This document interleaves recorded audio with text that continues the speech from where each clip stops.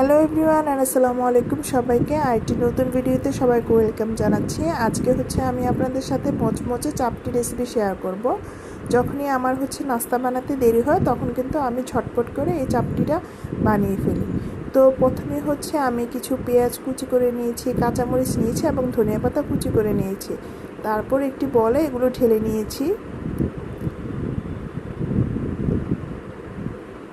তারপর দিয়ে দিচ্ছি পরিমাণ মতো লবণ। তারপর দিয়ে দিচ্ছি হাফ কাপ আটা,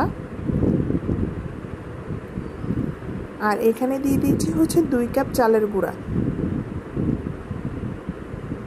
পরিমাণটা আপনারা যতটুকু বানাবেন ততটুকু মেজারমেন্ট করে সব কিছু দিবেন। তারপর এগুলো আমি ভালো মতো মিক্স করে নিচ্ছি।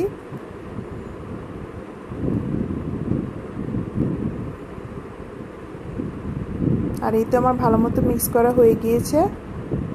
এখন আমি অল্প অল্প করে পানি দিয়ে আবার মিক্স করে নিব।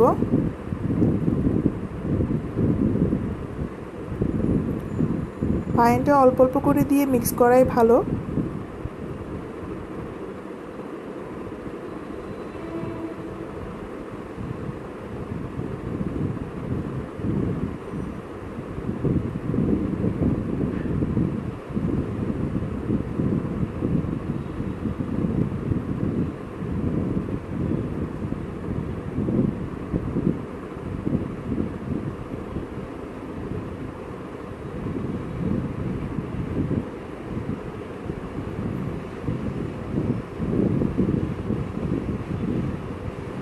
আর এই তো আমার মিক্স করা হয়ে গিয়েছে। আর কনসিস্টেন্সিটা দেখেন এরকম হবে, বেশি পাতলাও না বেশি মোটাও না।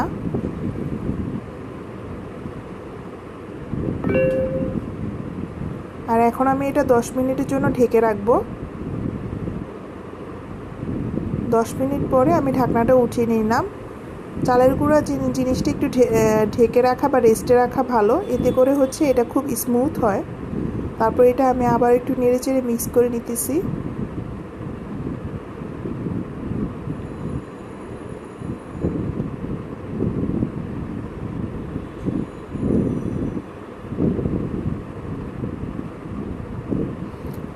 এখানে আমি একটা কড়াই নিয়ে নিয়েছি আর দিয়ে দিচ্ছি পরিমাণ মতো তেল। তেলটা একটু বেশি দিলে ভালো হয়, এতে করে চাপটিটা মচমচে হয়। তারপর তেলটা আমি একটু ছড়িয়ে দিলাম যাতে চারপাশ থেকে উঠে আসে। আর এখন আমি পরিমাণ মতো গোলাটা দিয়ে নিচ্ছি।